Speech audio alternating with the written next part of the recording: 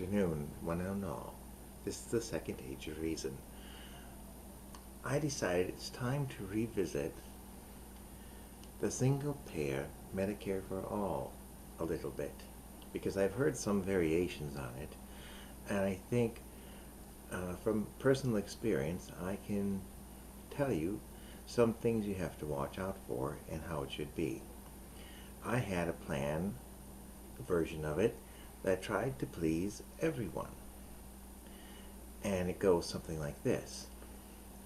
You go to the doctor, you get a bill. It's your bill. What do you do with it? Number one, you pay it in full. That gives you maximum freedom. You can go to any doctor anywhere and they will take your money.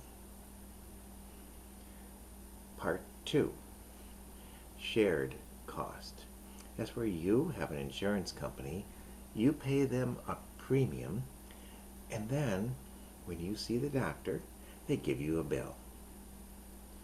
And what happens is you make a copy of the bill and you send the copy to the insurance company, and they pay their part, and it'll say your leftover part, your out of pocket will be thus. And so you do cost sharing in that payer plan.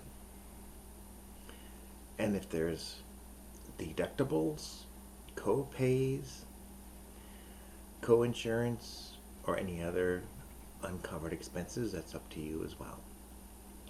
And then the other third plan is the single payer. You see the doctor, you get a bill. You send it in to the single payer agency and they pay it in full. No more, nothing extra. Now, that plan seems to accommodate all, but I think it will lead to certain problems, such as different tiers of care. Because they will probably interview you when you come in for medical attention, whether it's routine, an injury, a condition, a disease, or an operation, and they'll say, how are you going to pay for it? They're not going to just say, we're going to give you an invoice and that'll take care of it. They're going to say, how are you going to pay for it? And if you say, I'm paying for it out of my pocket, they'll give you one level of service. And if you say, I'm going to do it with insurance companies, well, they'll see insurance companies have deeper pockets, even though we have to wait a little longer for the money. So that'll put you in another layer of service. And if you say, I'm going to be on the single payer, they'll say, ooh, that's where the government pays. And so what they'll do is they'll cover some people really well, and they'll cover other people not so well. And you'll end up with a multi-tiered system, which not only has the complexity of today's insurance screw-up of healthcare, it'll have the problems of paying out of your own pockets, and it'll have the problem of trying to negotiate things with the government. So that's why when I say single payer Medicare for all, I mean that all the other items are eliminated. No out of pocket, no premiums, no deductibles, no co-pays, no co-insurance, no things not covered. You go in to the provider, you get your care, and you leave, and the provider invoices the government. The single payer is not a full takeover of healthcare. They already do kind of have that with the AMA and the FDA and regulating the purity of the medicines and the clinical practice. But it's only a payment interface. It could be via a bill sent through the mail with a stamp on it. It could be through an invoice, which could be emailed.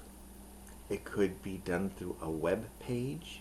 It could be done through an EDI, an electronic data interchange, where the provider says, bleep, so-and-so patient number this, covered with this, blah, blah, blah. They got a broken arm set. And then that triggers a payment back to the provider.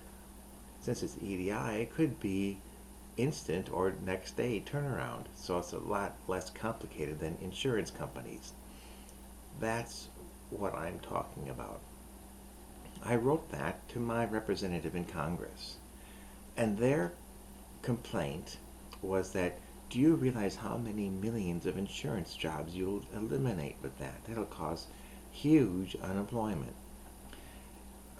That's kind of a false narrative, because I have a solution for that. Because so you wipe out the health insurance, it doesn't exist anymore, it's illegal, and then everybody gets the same tier, whether you're rich or poor, whether you're black or white, whether you're this religion or that religion, you get the same care. Everybody's the same, equal coverage. Now, what do you do with all those insurance people? Well, there's a whole new insurance opportunity, and I don't know if they've seen it. They would be dumb if they haven't seen this one yet. It's called climate change insurance. You know, all the Republicans and all the rich people think that the climate change thing is a big old hoax anyway. So if you sell this climate change insurance, and basically you'll say, well, if you live in Miami and the city floods over and is no more, we'll pay to rebuild your house there, or we'll pay to move you to another city that's on higher dry land. And so that would be climate change insurance. You could have different varieties of it, different payments.